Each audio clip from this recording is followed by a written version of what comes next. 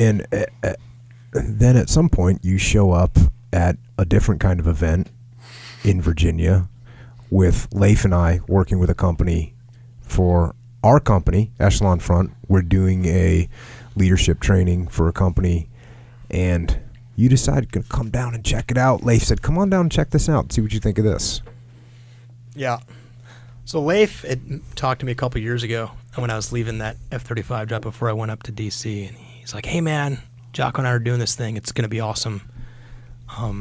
We'd love to, talk to you about it. I'm like, hey, man, I'm all in on this other gig. I'm going to school. I'm going to the Marine Corps. And we stayed in touch. I mean, Leif was a buddy. I mean, he was a guy that I appreciated the times that we reconnected here and there. And I certainly appreciated the call, but it just really wasn't in the calculus. I wasn't there. So when I told him, like, hey, man, I dropped my letter. I'm getting out. And like I said, Leif isn't always the easiest guy to get a hold of right away to talk sometimes. He's got a lot on his plate. He's a busy guy. And he texted me back right then. I'm on the bus leaving the Pentagon. He's like, hey, do you have time to talk right now? I'm like, yeah, I do. So he calls me, and we talk for, probably a solid 45 minutes to an hour. And he's like, hey, Jocko and I are going to be up in Vienna here in a couple weeks. Why don't you come out for the day? I'm like, okay, right on. And he gave me, I was following you guys. I knew what was going on. I was seeing what you're doing. Things were blowing up. I was certainly bragging on my buddies Leif and Jocko to anybody that would listen to me about it. And I watched you and Leif give this presentation up there in Vienna to this group. And, dude, you were. It was awesome, man. You were with the smile on your face when we got done and that first day, and we sat down with you. You were in. Big time. You're like, I am in. I want to do this. This is all. You were pumped, and I think that was, and then actually I brought you up, and we did an event with another company. Yeah. And that you're now involved with for a long term, and even then, because then. For us, I wanted to see what you were going to do and see how you were going to do it. And, man, I was like, I don't know, you gave your first 2 paragraphs of talking, your first 2 minutes of explaining something. I was like, okay, cool, I'm good. And I was, just everything that we talk about all the time, that's in the book, and hearing you describe things from the book, but with your view on it and your angle. And it's refreshing to me, and also I'm even learning, right? So I'm hearing a different angle, and like I talk about with everything, like we just talked about with flying at Top Gun, or like it is in jiu-jitsu, or like it is in the battlefield. The more different angles you can see something from, the better you're going to get at it. And so here I am listening to you going, oh, there's another angle. Yep, here we go. So that was awesome, and it was also the first time. With JP, same thing. I listened to JP. It was like the first time JP came with me, and he was just sitting in the back, like what you did the first time. He was sitting in the back, and I said, hey, man, come up. When I do this Q&A, answer some questions. And, I'm thinking, hey, if something goes sideways, I'll just be able to cover for him. No big deal. Somebody asked a question, and JP kind of gives me a look like, hey, I'll answer this. And I was like, okay, go ahead, and I'll just cover for you. He just gives an awesome answer. I'm like, okay, I'll sit down now. And it's the same thing with you. I was like, you're thinking, okay, where's he going to go with this? Well, this is a tough question or whatever, and boom, here you go, fire for effect. And both those 2 events happened really close together for me. And for me, it was, and I actually called Leif.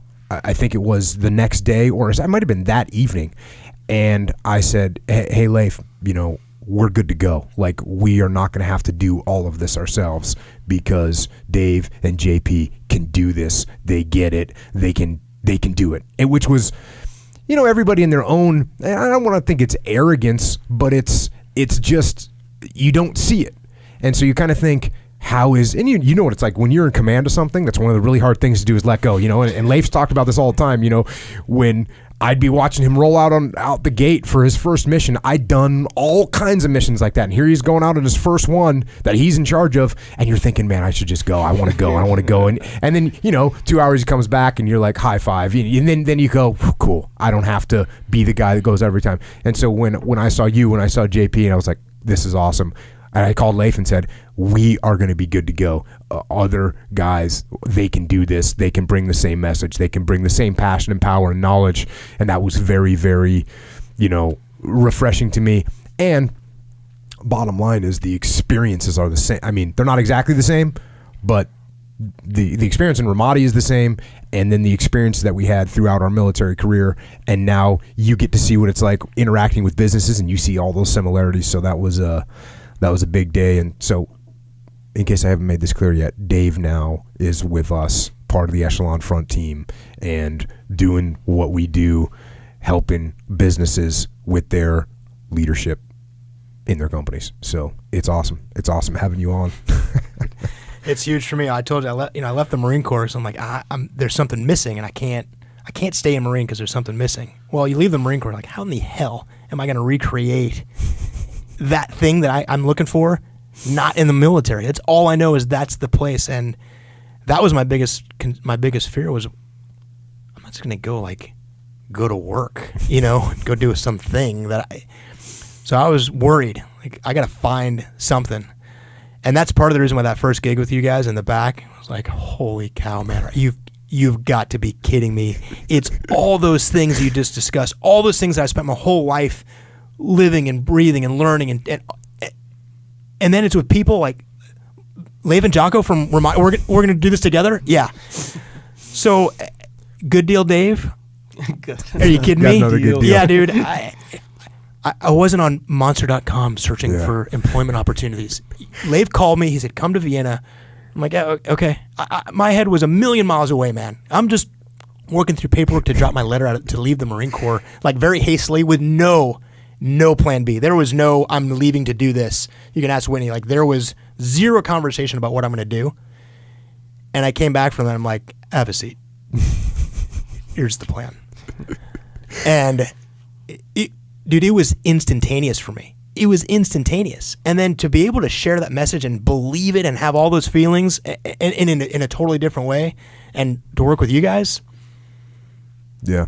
And it's cool too, because you get that kind of, for you, Top Gun, for me, working in the training command, where it's like what I already talked about.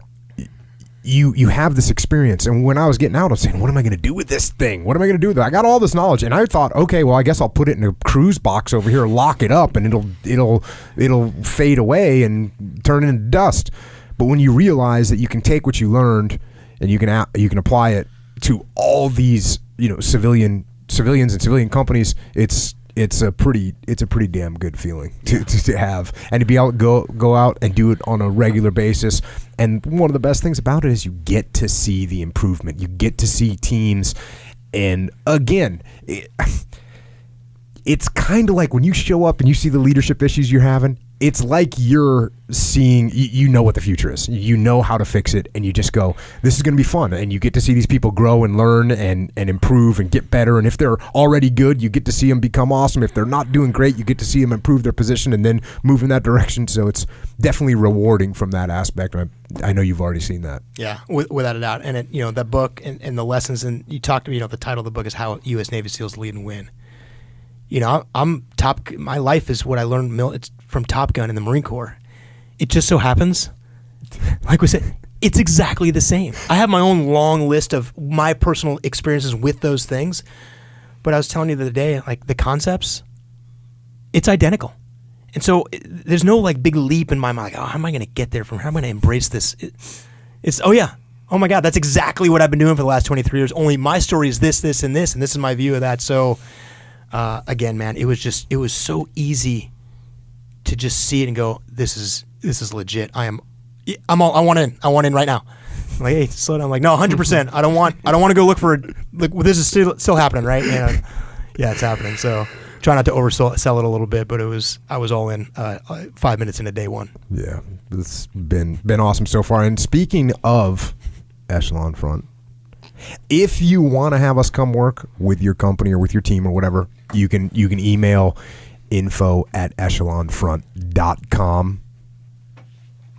If you want us to speak for an event, don't contact the Speakers Bureau. Just contact info@echelonfront.com. You'll find us there.